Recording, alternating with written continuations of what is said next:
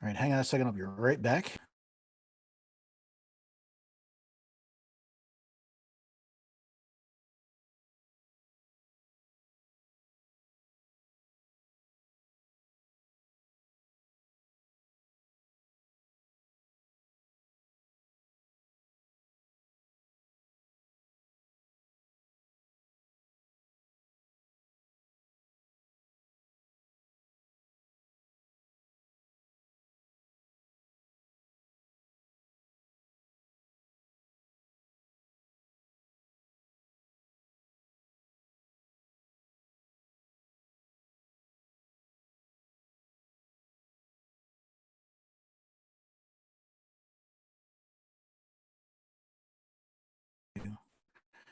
Okay, let's see. It's 7 o'clock, and supposedly I'm going live. I I say supposedly because there have been some internet backbone issues that have impacted me. So I'm trying to double check to see if the live streams are actually up. Anyway, this is Paul Engel, the Constitution Study. This is where we read and study the Constitution. It's where we teach a rising generation to be free. I'm glad for everybody who can join me, whether you're joining me on the Zoom room, on YouTube, on hopefully on the website, or any of the other platforms. Where you will not be finding me this evening is Facebook. So if you're watching this on Facebook, it's obviously recording because I am in Facebook jail. That's right. Facebook has blocked me for 30 days. They won't exactly tell me why. All they've said is that because of some page my account's been associated with has violated some policy that they have yet to identify, with some posts that they haven't pointed out. I am in jail for 30 days. And when you click the link that says, if you think this is an error, and you try to ask them why, they say, we're sorry, we cannot process your request at this time. So Facebook has now earned its title. That's what I'm going to call it from now on. It is Fake Book. And let's face it, anybody who is actually depending on Facebook to get their news and information, you're being lied to. You're being lied either by commission or by omission, whichever is the case. You are being lied to, and you know what? Fool me once, shame on you. Fool me twice, shame on me. Fool me 10,000 times, I'm probably an American voter. Although based on some of the other news I've seen lately, I may just be a person in the world. With all that said, I am glad if you actually have joined me. Thank you very, very much. If you've been impacted with some of the internet issues, I know some people have, some people haven't. I hope you're fighting through it. I hope you're able to find me. If you followed me on Facebook, please head over to one of the other services. Head right to the website, constitutionstudy.com. Head to Parler or Rumble. I'm still up on YouTube. Twitter hasn't killed me yet. Find other ways, because we can't trust one source of information. It just doesn't work.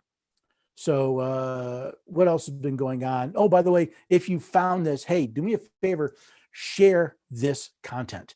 I've asked everybody who knows me, if you see someone commenting on something on Facebook, please let them know I'm in jail.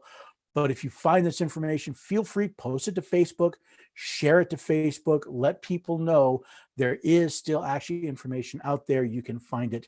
Please help me do that.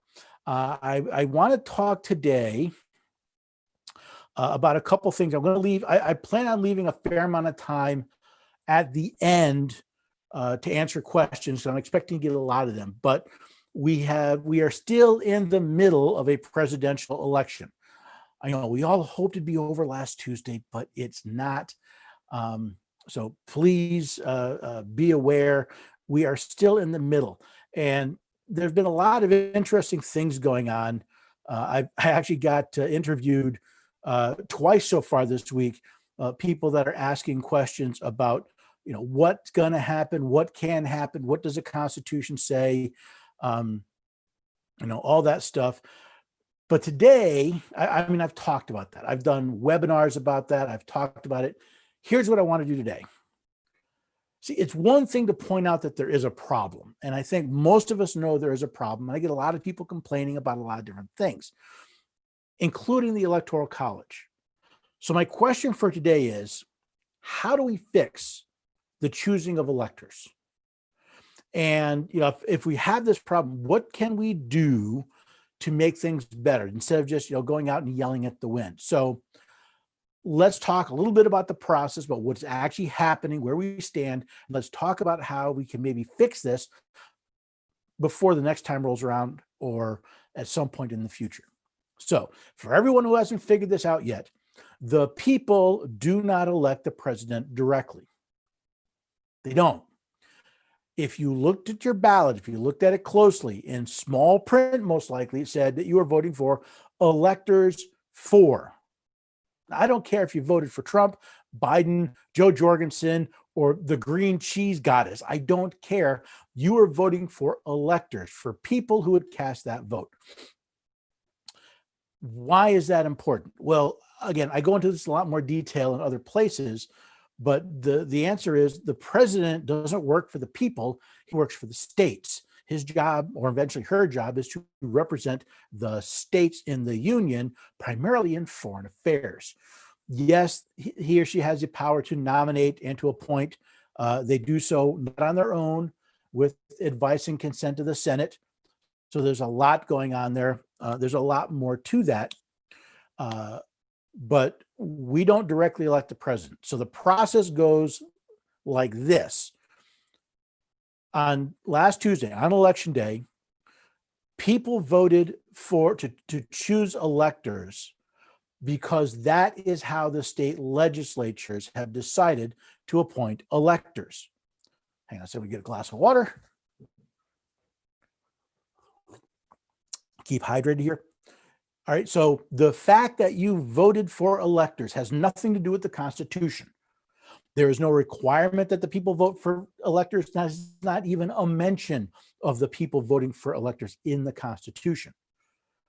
That is a function that your state legislature has picked up.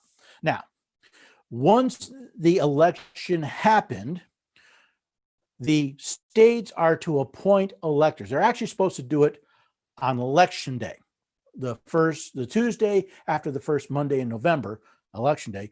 They were supposed to appoint a slate of electors. Now they still have time to work out problems, right? There are recounts going on. There are legal challenges going on. There are, in some cases, I don't know, I'm assuming all the counting is done.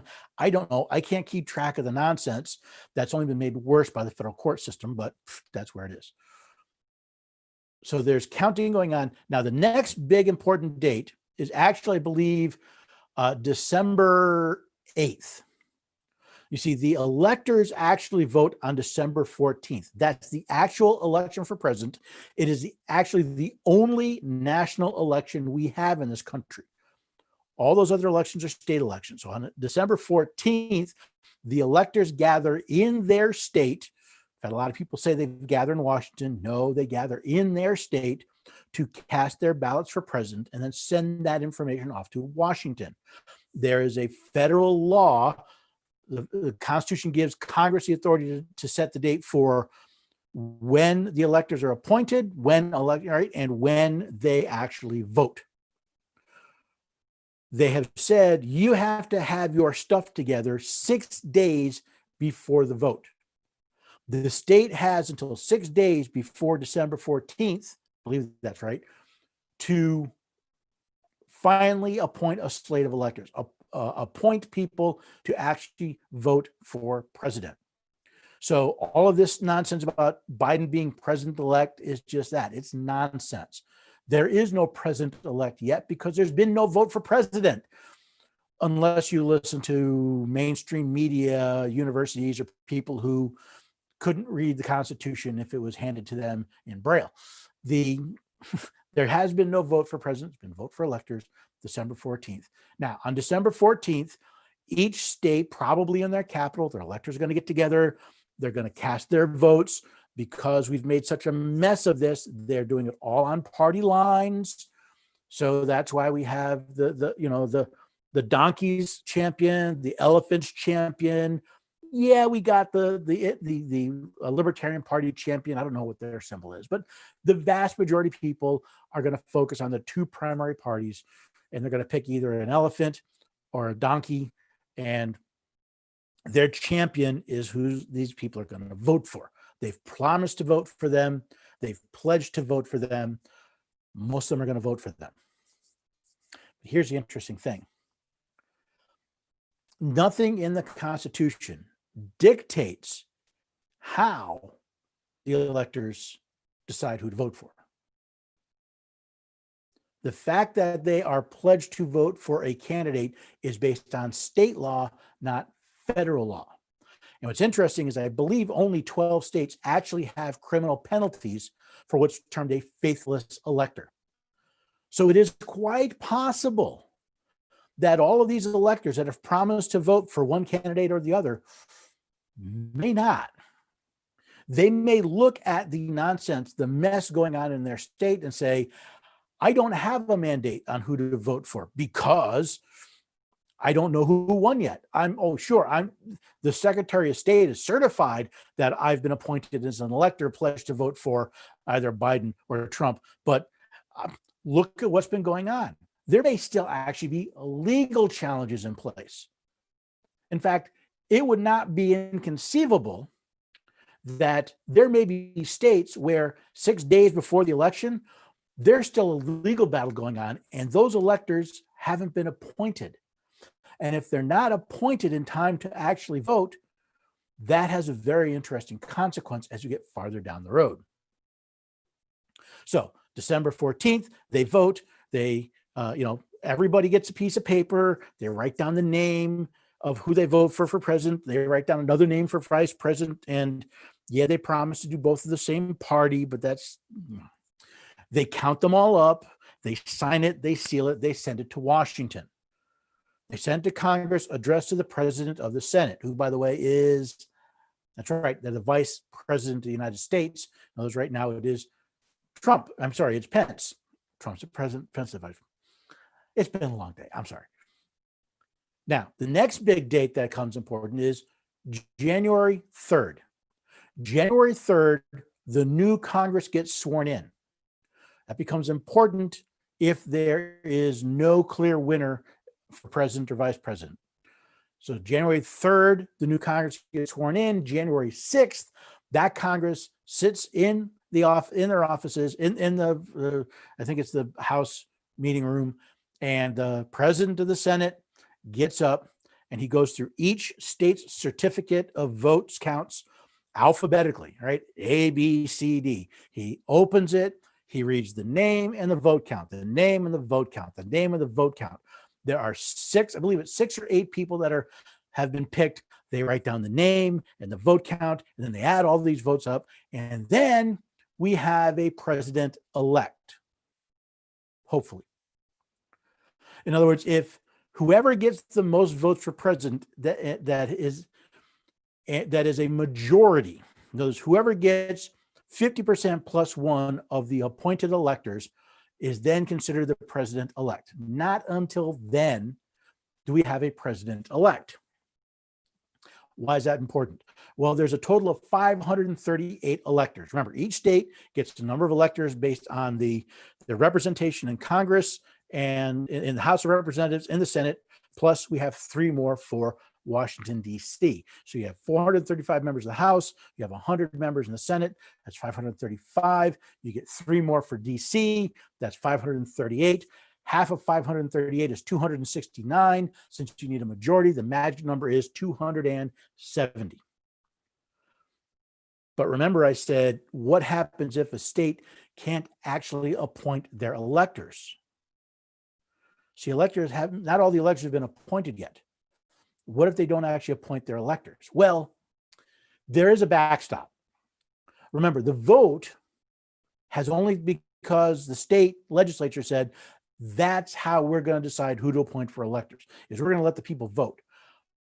But there's a backstop. If the vote goes bad, if they look at it and say, we can't trust this vote, we don't know what the vote means, we're not sure this vote's anywhere near accurate, the state legislature can actually appoint electors directly. But what if they don't? What if between the election problems and legal challenges, we get to December 14th and any one state that has not appointed its electors yet? Well, then electors aren't appointed. They don't count. So let's take a state. I believe Pennsylvania has 20 electors in the Electoral College. So let's take Pennsylvania because Philadelphia is having all sorts of issues. Let's take Pennsylvania. Let's say for some reason, lawsuits, whatever, Pennsylvania does not appoint their electors in time to actually vote. Well, that 538 number changes because 538 electors weren't appointed. Only 518 electors were appointed, which means half of 518 is not 269, it's 259, which means the magic number becomes 260. So there's still a lot going on here. Now, whether you're a Biden fan or a Trump fan, there's still a lot going on here. And the biggest problem we have is most people, since they don't know the Constitution, they are led astray by people who claim to know what they're talking about. Most of them don't. So hopefully on January 6th, we have a president-elect. One of the two, either Trump or Biden, will have received a majority of the votes from the electors appointed. What happens if that doesn't happen? What if it's a tie? What if it's 269 to 269? That's actually possible. That's numerically possible based on the outstanding delegates, the outstanding ballots being counted. Or what happens if a delegate, if an elector decides, I can't vote? It's happened in the past. They look at the mess of the election and says, I don't have a mandate of who to vote for. I don't have that because there's no proof here. I'm going to abstain. Now it gets even crazier. If a presidential candidate does not get the majority of the electors appointed, well, then the selection of president goes to the House of Representatives and the selection of vice president goes to the Senate. But there's a twist. When the House of Representatives votes for president, it is not based on members. Each state delegation gets one vote. So California, which has 53 seats in the House, only gets one vote. North Dakota, which has one seat in the House, gets one vote. Now, before the election, the Republicans controlled a majority of the state delegations in the House of Representatives. I don't know what that number is for the next Congress. That's why it's important to understand the Congress will be sworn in before this count happens. So that's that mess down the road. And I wanted to describe all that because I get a lot of questions, but I want to kind of recycle back and come to this. And by the way, I want to remind everybody, if you have questions, please put them in the comments. I know I'm talking about a bunch of different things and there's all sorts of odd permutations and whatnot, but I will be sure to have time to answer questions at the end. But here's the question. A lot of people complain about the Electoral College, and when I ask them what the problem they have with, the vast majority has nothing to do with the quote unquote Electoral College or even with the Constitution. It has to do with their state's law. Right? Now, as I said, Article 2, Clause 2 says each state gets a number of electors. Each state legislature appoints a number of electors based on their representative in the House and the Senate. It is the state legislatures that decide how those electors get appointed.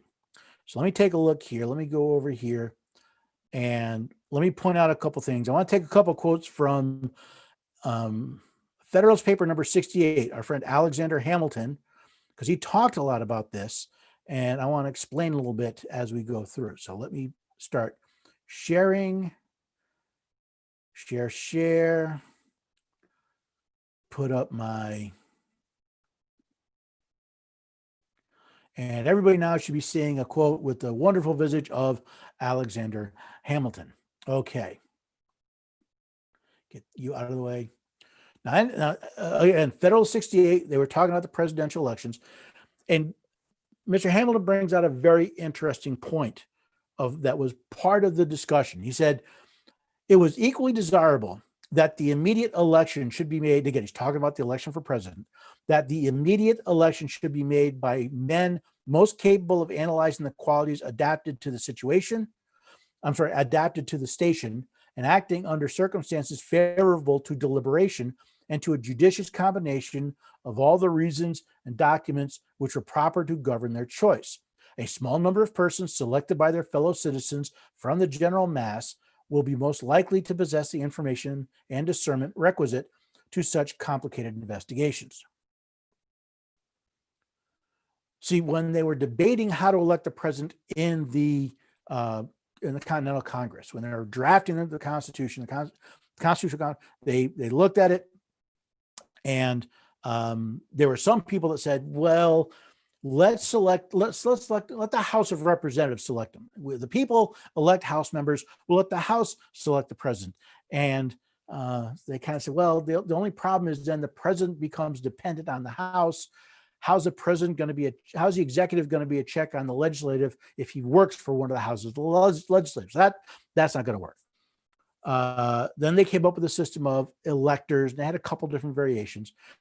And the biggest question was, how are those electors going to be chosen? And there were a couple of different competing plans. Now, one, which was favored by Hamilton and by James Madison, I'll talk about in a minute, but another involved a more direct vote, and or I should say a more legislative controlled vote. And the problem is they couldn't come to a solution. So what they ended up doing is coming to a compromise. They said, listen, if we can't figure it out here to put it in the Constitution, we'll let the state legislatures do it.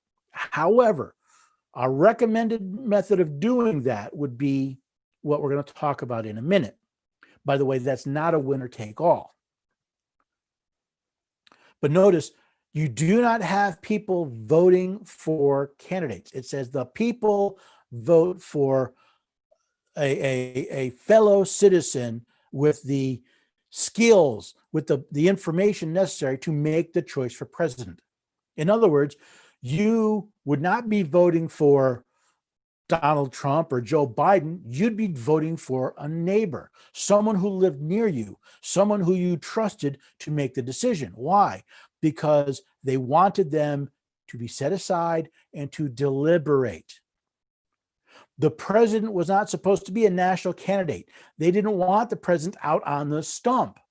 They wanted a group of people to deliberate without the messy distractions of campaign promises and other influences, right? So you were supposed to vote for a neighbor, and that neighbor would then decide, okay, here's where we're going.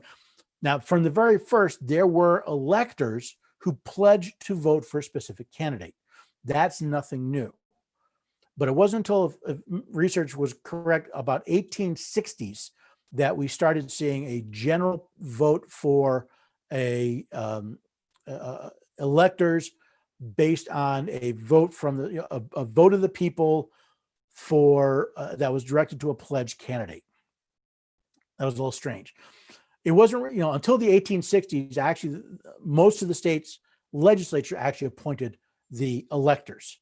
Now, an elector can't be a member of the House or Senate, right? But the state legislature, I live in Tennessee, so Nashville would have chosen, the legislature in Nashville would have chosen the electors for president.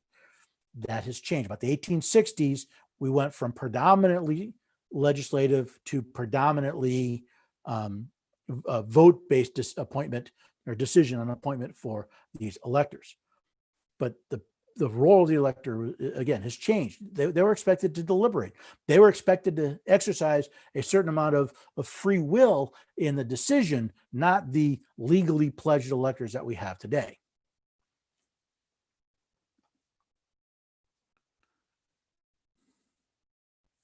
Now, Alexander Hamilton goes on. The process of election affords a moral certainty that the office of president will never fail to the lot of any man who is not in eminent degree endowed with requisite qualifications. Talents for low intrigue and the little arts of popularity may alone suffice to elevate a man to the first honors in a single state, but it will require other talents and of different kind of merit to establish him in the esteem and confidence of the whole Union, or of so considerable a portion of it as would be necessary to make him a successful candidate for the distinguished office of President of the United States. This is the most common argument about why we have an electoral college. They didn't want someone who could be popular in a state or two. They wanted as much of the Union involved. They wanted as much of the Union supporting the office as possible. That's why we have this electoral college. But what we have today is an interesting twist. See, one of the complaints about the electoral college is now the decision for president, the elections decided by a few swing states. Right now you have Florida, Michigan, Pennsylvania, a couple of others. These few states are really where the decision is made because, well, the rest of the states are pretty much, if you're in California or New York, they're going to vote for the Democrat. If you're in Texas or Tennessee, you pretty much know they're going to vote for the Republican. But that's, again, because the political parties have so manipulated the election process in the states that they now have a process to protect those things. The state of California is a Democratic state from a presidential standpoint because it's a winner-take-all state.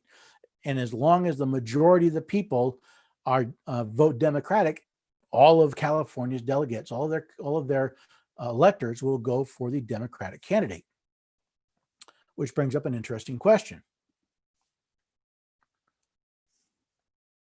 Come on, here we go.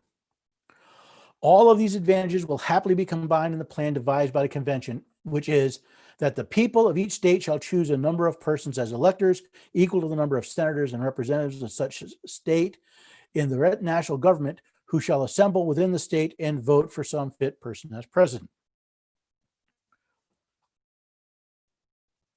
Alexander, if we want a president that's supported by a majority of the Union, here's the process. But here's what's different. See, there's an interesting letter that James Madison sent to Mr. Hay in 1823, where he went into a little more detail about the thought process behind many in Congress when they wrote this. And he recognizes that there's a reason why they ended up with this compromise. He says, I agree entirely with you in the thinking that the election of presidential electors by district is an amendment very proper to be brought forward at the same time with the relating to the eventual choice of president by the House of Representatives. The district mode was mostly, if not exclusively, in view when the Constitution was framed and adopted, and was exchanged for the general ticket in the legislative election as the only expedient for baffling the policies of particular states which had set the example. All right, let's stop that sharing and let you talk to me for a minute. So here's the deal. The original plan of the majority of the people in the Constitutional Convention was that electors would not be chosen on a state-by-state basis. They would be elected on a district-by-district basis. Now, I know I have one watcher in New York. I'm in Tennessee. We all have pretty much every state has an urban-rural divide. Urban counties tend to vote Democratic. Rural counties tend to vote Republican. Now, when I lived in New York State, guess what? I lived in upstate. I lived in a much more Republican area. We had Republican state senator, Republican state assemblyman. We had a Republican member of the House of Representatives. The only places we did not have a Republican was in the U.S. Senate and in our vote for president, the electors for president, because a majority of the people lived in the big cities or in the university cities. So in New York, you had obviously New York City with a very large, very dense population, but you also had cities like Albany, Rochester, and Buffalo with large universities and they also tended to vote much more Democratic. So if you were a Republican in the state of New York, you didn't stand a snowball's chance of having a Republican elector appointed to vote for president. A lot of people I know didn't even bother voting because they knew if they were a Republican, their vote really didn't matter. Now, I live in Tennessee. Tennessee tends to vote Republican.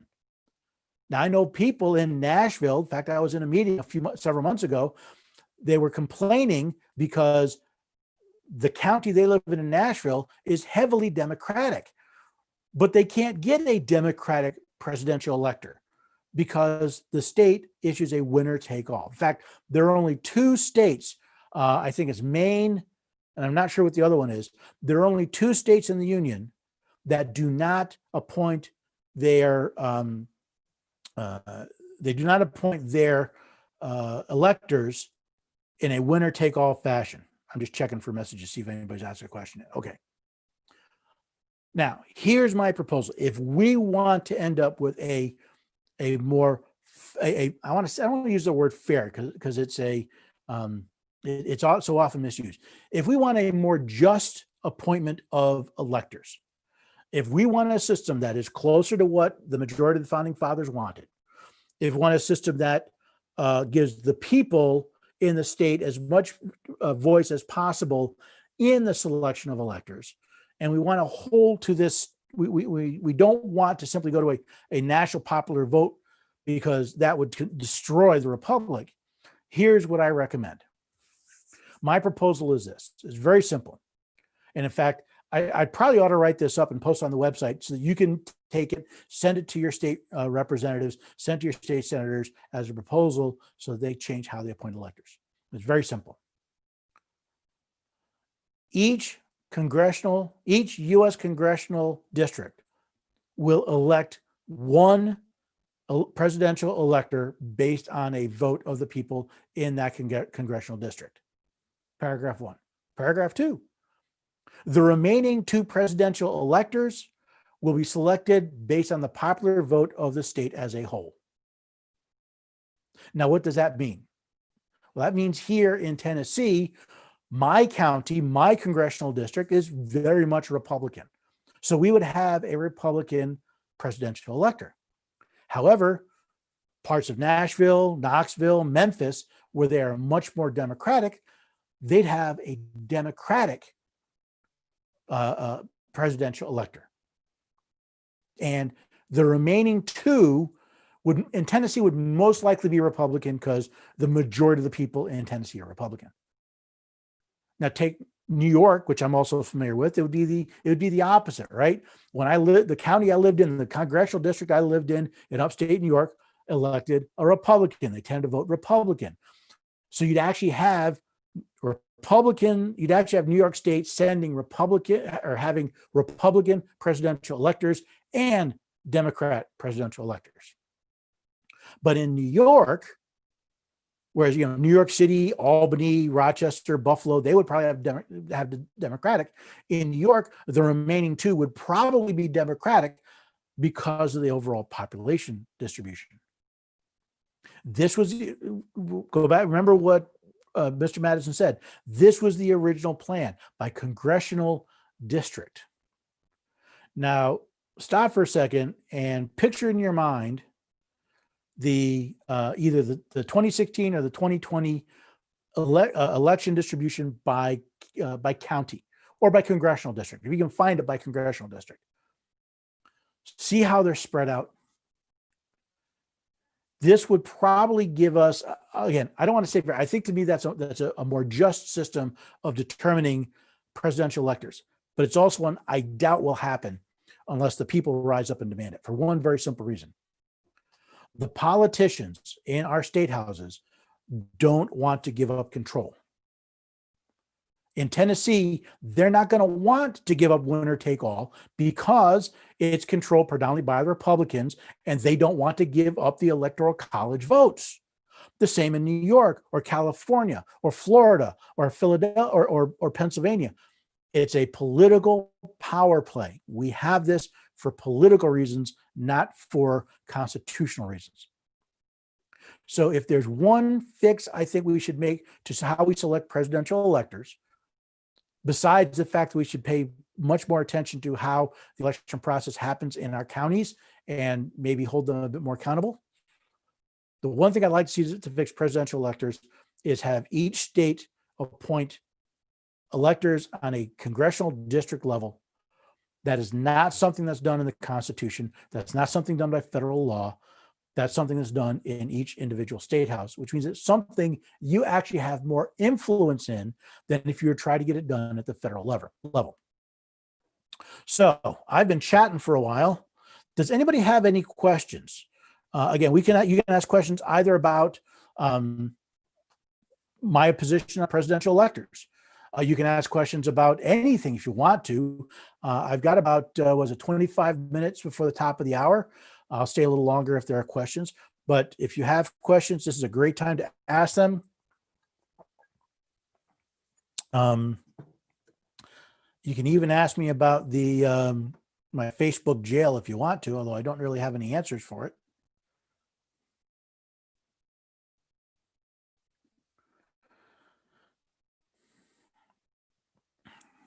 Nobody has any questions. I know I'm missing a lot, right? Because usually I get several people from Facebook, and Facebook people that they can't join. I mean, I got a couple people watching on YouTube. I have somebody watching direct through Zoom, but I know I've lost a lot of my audience because Facebook doesn't want me. So I'll give you a few more minutes, see if you can come up with any question at all. I'll answer anything I can.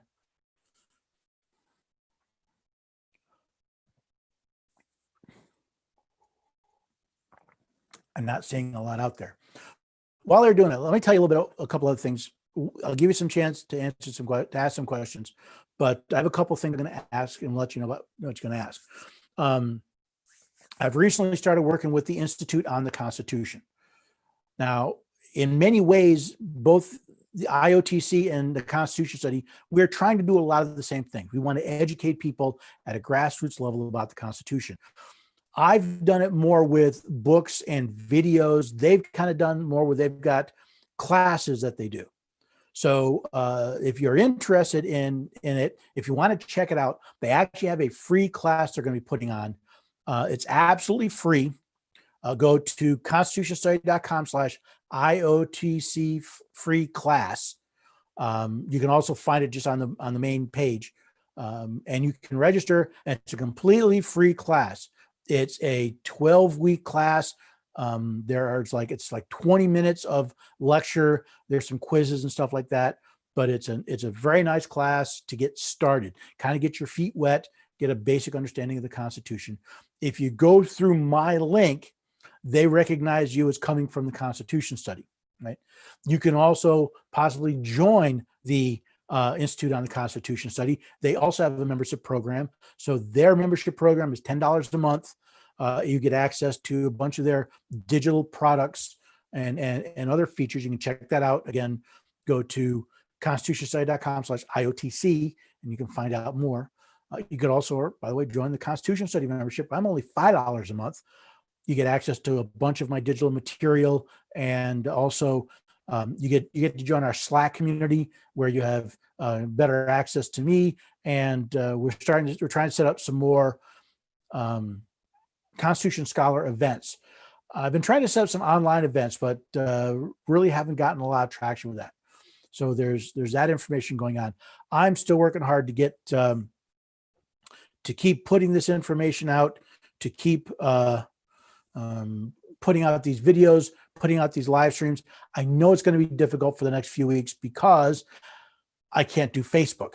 Facebook won't let me comment. They won't even let me use Messenger. So it is what it is. Facebook has a legal right to do it. I don't like what they do, but they do what they do. Oh, wait a second. I got a question actually through the website. Excellent. Hey, this is the first time someone's actually asked a question through the website. Hang on a second. Let me find that question. I apologize. Like I said, I've been dealing with internet problems for a day and a half. And it's kind of slow and laggy, and it's interesting because it's spotty. Sometimes it works great. Some sites work fine. Other sites, it's having a problem. As I understand it, the part of the problem is on the internet backbone. Come on, show me the comments. Oh, come on. It won't show me the. There we go. Comments. Okay. All right. Let's see. Edda's asking, with so much political clout versus individual choice, just how does the average citizen get a proper electoral system accomplished? Most of the state legislature are above us in elitism. Sad but true. Edda, you're right. I'm not going to blow sunshine up anybody's skirt or kilt or whatever you wear. It's not easy when we're working as an individual, right? The problem with the electors and the problem with the vote counts have similar solutions, at least in my estimation. Right? Now, the first thing is, yes, if you're talking about an individual citizen, the first thing you want to do is you want to get to know your state representative and your state senator. This works a lot better if you talk to them before you complain to them. It's been my experience, most state legislative officials, they only hear from people for one of two reasons, either to complain or to ask for something. So first, if you know your state of your legislators, without having to ask them stuff, they tend to listen to you a bit more, right? That's my opinion. But the next is, what you really want to do is you want to do as much of the work for them as possible. In other words, don't just come in and say, I want to change the elector system. That's why I said I may write up a draft legislation, say, here is a piece of legislation I would like you to consider entering into the process. Right? I want you to sponsor this legislation, and then maybe have a little white paper as to why. And I've thought about it. Tell me if it's something that you would actually use if I were to write up such a draft legislation, little cover letter as to why it's important. But don't expect them to write it for you. You have to go as prepared as possible. Again, they're getting asked for help from dozens of places at once. Make it easy on them. Now, here's a better way. That's kind of step one. Step two, we need to get our friends and neighbors involved as well. In other words, it's one thing for us to talk here amongst ourselves where, you're watching the Constitution study, I'm watching the Constitution study. We probably think very similarly. We have similar opinions. That's an echo chamber. What we really want to do is we want to start talking to other people and convince them why that is a better solution. And the reason I say it's a better solution is because those people who are underrepresented, who feel disenfranchised in the presidential election because their vote doesn't stand a snowball's chance of actually meaning anything, there's a way to fix that without breaking the entire system. So you come in and you start talking again, friends, neighbors. I'm speaking at a Second Amendment group next week. I'm actually going to have a table at a gun show that weekend. I just had 2 interviews. I had an interview with a gentleman out of Nebraska and a lady out of New York City, and float the idea not as this is, we should do this, but this is why we should do this. Again, a person in New York City, they're not really going to care. But a person in upstate New York would say, hey, that's not a half bad idea. Well, gee, isn't that nice? Wouldn't it be nice? Again, I'll put it together if people are interested, saying, here, take this and mail it, or better yet, go to the office of your state representative, your state senator, give them a copy and ask them to sponsor it. Now we start getting more people involved. I'm sorry, there is no quick fix to this mess. It's been decades, but I think that's where we start doing it is we need to be able to, we need to prepare to contact our legislators. We need to then talk to other people, convince them that it's worthwhile, and then share our experience with them. I don't know if I've told the story here before, but when I first moved to Tennessee, I reached out to my state rep and my state senator, and I contacted their offices and says, I want to meet with them. Of course, the first question is, why? I'm new here. I want to hear what their big concerns are. I want to understand what are the big issues in Tennessee state legislatures so that I can make an informed decision. I want to come and learn from them. I want to talk with them before I support them. And after a little bit of initial confusion, I ended up having a really great meeting with both the rep and the senator. It actually happened. We all three of us got together. My daughter came along and we discussed things. And it was a great time, not simply because we had a nice talk, but for months afterwards, in fact, for a couple of years afterwards, if I saw something that I was curious about, or I wanted to give them my opinion, I would write them an email and I would get a personal email back, understanding that they had read my email. It's a very helpful process. And I've gotten away from that. I haven't gotten emails back from them, and I really need to get back in touch. But the answer is, if you want this to be a one-hit wonder, if you want to say, here's a solution, walk in and fix it, that's not going to work so well. The next level, all right, so the first is you're prepared to meet with them, you're prepared to share. The next level isn't so much with legislation like this. There's nothing unconstitutional about a winner-take-all elector. But when we start talking about some of the shenanigans in some of these counting places, now's the time to go to them and say, wait a second, you swore or affirmed to support the Constitution of the United States and the Constitution of your state. What are you doing to fix these problems? These are not new problems. These problems have existed before. What are you doing to fix them? Because if you're not doing anything, you are failing in your oath to support the Constitution of the United States and of your state. And if you're not going to fulfill your oath, then you are disqualified for office, and I have to find someone else to support. I have to find someone else to run against you because you're not doing your job. We hired you to do a job. It's listed right here in the U.S. Constitution, in the state Constitution. If you're not going to do your job, I'm going to have to find somebody who will. I don't think that works for this presidential elector change, but certainly for the counting malfeasance, absolutely. And for other legislative issues. So we learn to present ourselves. We talk to others to help educate them. All right, we're not trying to convince them. We're not trying to sway them. We're trying to educate them. We're trying to help them. We're trying to open their eyes to other possibilities. And we need to do that in a winsome way. And then third, we need to make sure we're holding our elected officials accountable. By the way, Etta, let me know. This is, I think, only the first or second time I've actually live streamed to the website. So I'm curious how it's working. If you leave a comment, that would be wonderful, just to let me know. See if I got any others. I don't have any through YouTube. Do I have any through Zoom? I don't have any through Zoom. Again, here at the Constitution Study, things are going okay. I might as well, while I'm here and I've got some time and I'll leave time for someone to ask another question. Things are going okay.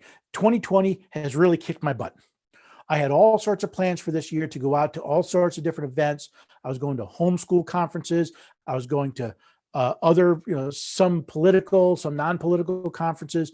I was going to go out with my books, and I was going to go out and try and get speaking engagements, and I wanted to engage with people. And that was how I wanted the Constitution Study to kind of go and support itself, because right now it doesn't really support itself. And with all the lockdowns and shutdowns, that hasn't happened. And that why we have lockdown and shutdowns is a whole other thing. But I'll tell you that it's been a very tough year in 2020. 2020 is going to end up costing me a fair amount of money, and that's just the truth of the matter.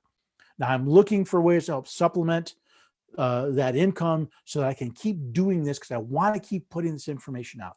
I want to keep sharing it, and I don't want to have to make it a paywall. I want to be able to give you free information that you can share with others. The easiest way for that to happen is for the people to support the work that I'm doing, either by donating through the website. By the way, you go to constitutionstudy.com, you click the donate button, or you go to /donate. Anything you donate there gets used to keep the podcast going. It keeps the live streams going. It keeps the podcast going. It keeps me on, Apple Podcasts and Spotify, on YouTube, Facebook, all the software I use to make this happen, to get the live streams to go to multiple locations, to get my videos to broadcast. That's all supported by the website and anything you do there. If you go to the shop, all right, if you click the little shop button, everything you do there supports the work that I'm doing at the Constitution Study. So if you buy a book or you buy a membership, what that does is that helps me, it helps me write new books, it helps me put together new webinars and other programs. The most important thing is it helps me go and speak to other groups. It helps pay for the travel and the expenses of going and speaking to other groups and sharing this message. And by the way, if you want me to come speak to one of your groups, either in person or through the internet, please, I love doing that. I have a great time talking to all different sorts of people all across this country. And every time I've done it, people think that, people come back and they've enjoyed it. They say they've had a great time. If you want, let's get it set up. If you're interested, if I'm going to be in your area, again, on the website, there's a calendar. You go to the events tab, or you look at the list on the front page, you'll see every event I am going to. If I'm going to be in your area, I'd love to meet you. I'd love to meet your groups. I'd love to be engaged. That's the struggle I've been having in 2020, is my plans to turn this from a hobby into something I can continue to do full time really took a kick in the shins. If you can help, that would be great. Even if you can't help monetarily, believe it or not, when people sign up for the newsletter, when people comment, I had somebody I've done a couple interviews with, gave me a great pat in the back. He sent me an MP3 of a clip of an interview he did where he introduced me as the foremost authority on the United States Constitution. That helped boost me to continue this work. It isn't all a matter of, of money. I mean, I talk about money because money is important. I had someone send me a comment, blew my socks off.